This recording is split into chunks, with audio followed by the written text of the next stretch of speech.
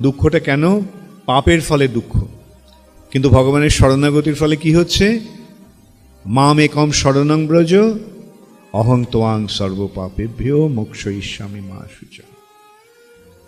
আমি তোমাকে তোমার সমস্ত পাপ থেকে মুক্ত করে দেব।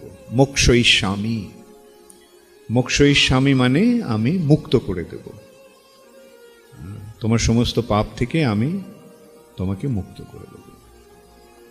এখন পাপ যদি না থাকে তাহলে দুঃখ থাকবে না। যেমন অপরাধ যদি না থাকে তাহলে দণ্ডভোগ করতে হবে না। কয়েদির যদি অপরাধের মেয়াদ ফুরিয়ে যায় বা অপরাধ থেকে যদি তার যদি অপরাধ না থাকে তাহলে কয়েদিকে দণ্ডভোগ করতে হবে না। ঠিক তেমনি এই জড়জগতে যখন কেউ ভগবানের শরণাগত হয় তখন আর তার দুঃখ থাকে না।